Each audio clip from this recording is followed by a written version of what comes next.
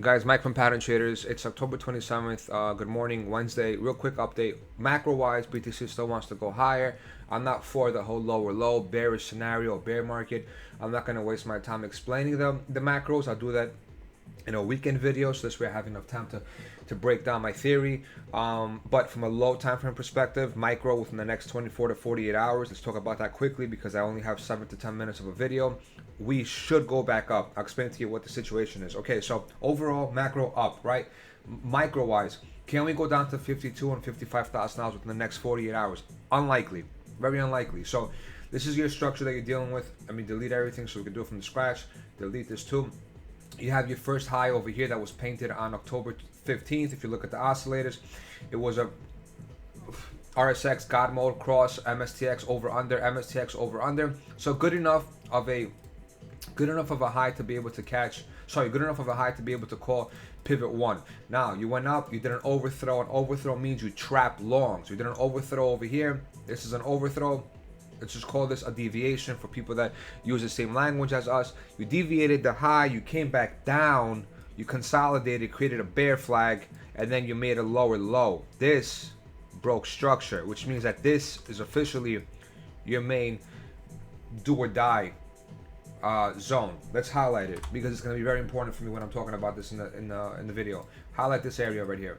This is an important area. Again, why is it an important area? Because this is the consolidation that led to the break of structure. This dump broke structure over here. Even though it was only roughly about what, I don't know how much it's like $500, it still broke structure. So you go back up, you retest it, you make a low, you go back up, you retest it, and then what happens? You make a lower low again. So now you have a series of high, low, lower low. What does that equate to? A wedge. To a bear, it equates to a bearish structure. But to me, it equates to, excuse me, a wedgie. Now, can this thing break to the downside, fake out, and then go up like it usually does? For sure it could do that, right? It could definitely do that. So I'm keeping all the possibilities open. In regards to buying altcoins, hold off for the time being. Hold off for the time being. And the reason why I'm saying hold off for the time being is because if we do happen to dip down and go to $56,000, you're gonna get cheaper altcoins. Let me show you this. Open up your VWAPs now. Go to your previous weekly VWAP is orange right here. This $57.9 or $58,000. It tapped it to the T, and then you had that small little bounce to the top side, roughly about, I don't know, $800 or whatnot, or $1,000. Big shit. I still think we're not out of the woods yet. Now, the most important thing you need to ask yourself is open up your TMA bands, go to your 12 hour, get rid of all this, 12 hour.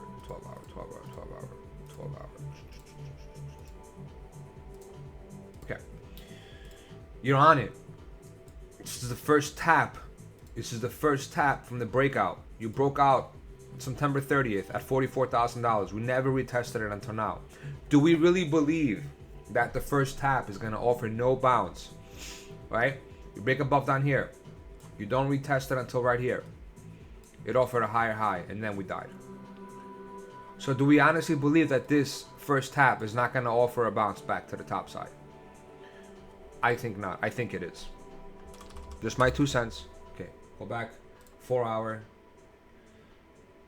Open up your regular bands. Open up your zones. Get rid of this. Close the view up for 1 second.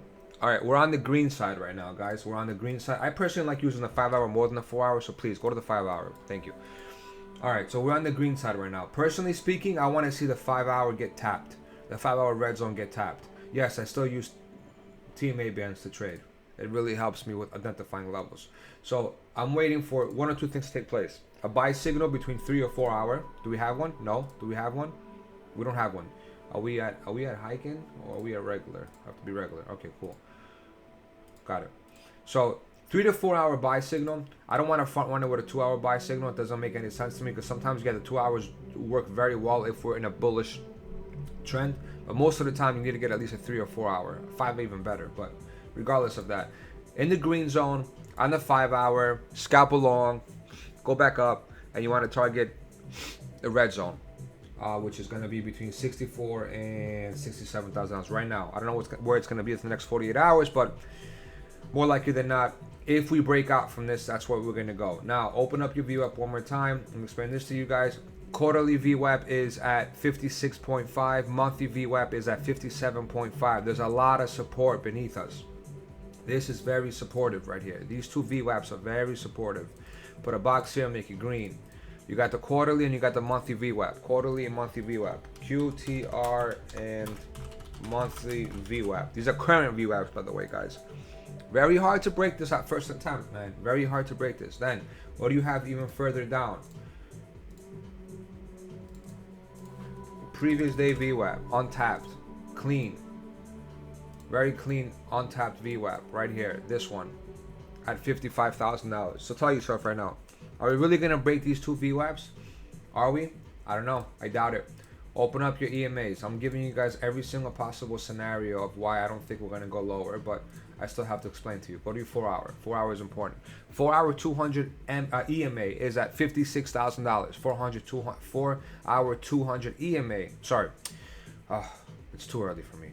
4 hour 200 EMA is at 56,000. 4 hour 200 MA is at 54.3.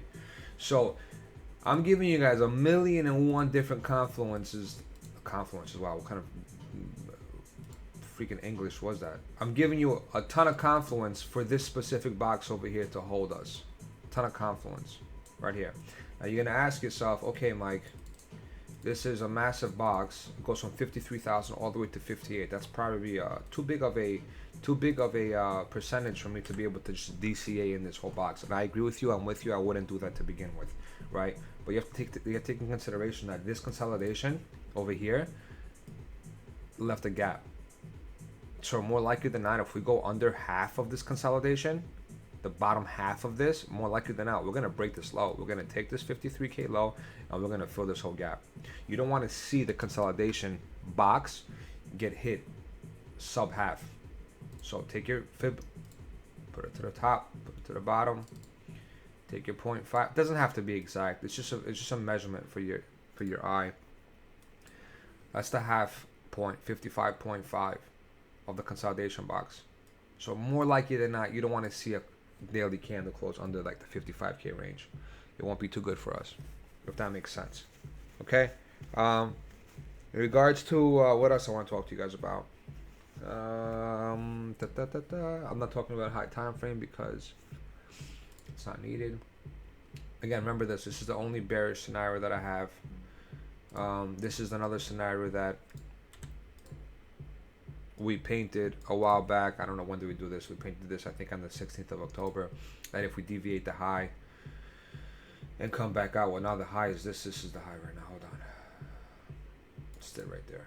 If we deviate the high, come back and create a wedge, your buy is going to be $49,000, right? If we create a wedge on the higher time frame. But anyway, I'm not favoring that. I'm playing with this right now. This is what I want to see. I want to see the quarterly VWAPs get tapped. It'll make me feel a lot better that they got tapped already one time. Again, tapping an EMA or an MA or a VWAP at least one time after a dump like that is important to me, because then I know that the gap between price and the VWAP was fulfilled. It's very important to me, right? It's not like, oh yeah, you don't need to. You don't, but it'll make everything a lot better. And open up your TMA bands. Always have them open. I don't even know where the TMA bands are. Here we go. Here. When you break above the midpoint at 44,000, more often than not, you come back and you retest it. This is your first retest. If we break this, obviously, guys, you know where we're going. To the green part, 54 to 50,000. Right now, it's 54 to 50,000. In 24 to 48 hours, this green box might be up here at 56, 55K. So, it's a visual. Watch the TMA band, watch the green zone in the midpoint of the 12 hour. It's very important. Oscillator-wise, 12 hours putting in a head. It's very evident, very clear. That's a head. The histo is starting to be bearish, but again, I was expecting one more poke up off the histo, basically something like this. No, too high, sorry. Something like you come down, you go up, you come down, and this will be your short, right? Like if you just basically take the histo, I know this is probably Chinese, but I've seen it enough times to know what I'm saying. Like, look, right? The histo to me doesn't look like it's ready to die. I mean, it could, but I'm just telling you based on my experience. It doesn't look like it's ready to die. It doesn't. It looks like it wants to come down, go up, create another little mountain, a little cliff like this. And then this will be your fucking short, which is going to bring the histo back down probably, somewhere over here. And then rinse and repeat. The RSX looks like it's putting in a head. I can't really say it until I see the 12-hour close, unfortunately. Go to your lower time frame, 4 hour. 4 hour looks like it is completely down to the shit. Bottom bit sucks. 4 hour MSTX. Let me see. Daily probably still looks fine. Daily looks fine.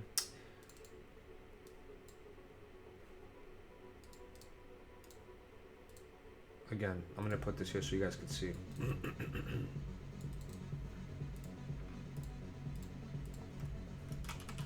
I just don't think that it's time to be bearish yet.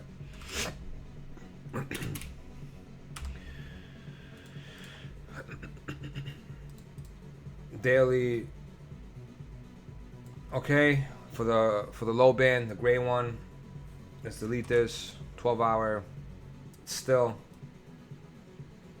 this should go up and meet the signal, and this should come down. See how he bounced here? I'm gonna show this to you guys when we zoom out. Look, just look at this area over here. I don't know how big of a bounce this is, but this is a fucking serious bounce with the oscillators. This should be at least a 5% bounce. I don't know what it did, but there we go. Now I don't even have to look at the price. I could just tell you. So this type of bounce to meet the other lines, let's call them, right? To meet the low band and the signal. I'm sorry, to meet the signal band and the, what did I just click? The trend band and the signal band was roughly between 38,000 and where did we go up to? Went up to 46, $8,000 bounce. So I'm expecting a similar type of move over here where we just bounce, create a head, and come and meet the signal line. Only problem is the signal line and the trend line were fucking far over here. Signal line is very close. Whatever bounce we get, unfortunately, is going to result to another slap. So be aware of that and be prepared for that. If, again, if this bounces and doesn't collapse. I'm just giving you the scenario as if this is going to bounce, okay? 4 hour trend. This is the most important line. I'm going to make this black for the time being so you guys can see it, okay? So we're at the midpoint.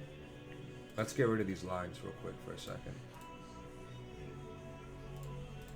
So once you cross above the midpoint and you come back and you retest the midpoint, usually offers a bounce. Usually offers a bounce. And a significant bounce too, right? Once you come from the top. So I personally can't get bearish here. I think it's more of an opportunity than anything. The only problem is, are we going to stop at 58 or are we going to go down to 56 where the quarterly view apps are? I don't have the answer to that. It's more along the lines of watching the 4 hour or the 3 hour convert. And if these things turn bullish, then it's a no-brainer that we're going to go up from here. So it's more along the lines of, hey, Hawk, see reaction and be proactive to it. 30-minute is already bullish. It's already, look, it's already, you have your curl at the bottom. You have the trend line already bottomed out, the black one. God mode, RSX cross. Histo is still bearish though. Histo is very bearish. This is a very bearish histo. Very bearish histo. I know it's on the 30-minute. You can't really say much for it, but still, I value all time frames. 1 hour, God mode active. 1 hour is putting in a head. It would have been better if we were above the trend line on the 1 hour, the black. If we were sitting above it, like if we had crossed it, came back, and the black was under us, that'd be freaking solid. Make me feel a lot better. Overall, though, guys, I'm telling you, just watch the 3, 4, and 5 hour. Once we get a pivot or we convert to the top side, as long as the trend line does not get under the 50 point, we should be okay. Worst case scenario, if we dip a little lower, you know where to buy. Quarterly view app, monthly view app is right under us. Open up your EMAs as well in case you do happen to play EMAs. Then you look at your 200 EMAs at $56,000. More often than not, that's going to offer support. Otherwise, guys, if we are in a bear, let's just say a bear scenario, which I'm doubtful. If we are in a bear scenario, just target $49,000, basically between $48,000 and $51,000. That box, that range. That's all. That's the only thing I can tell you guys. If you're playing micros, let's get rid of the TMAs, trend bars, mute everything. Weekly. Let's go to 3-day. 3-day still white, still bullish. 2 days still white, still bullish. Daily's black, open candle. I'm not worried yet, guys. I'm not worried yet, guys. This looks like it's gonna give us a nice little bounce. The bounce, whatever bounce we get, is gonna be a little scary at that point. Then we need to start fucking worrying, guys. After this bounce, let's go to the 12-hour. 12 hours should be black. Yeah, 10 hours should be black as well. Let's go to the 4-hour.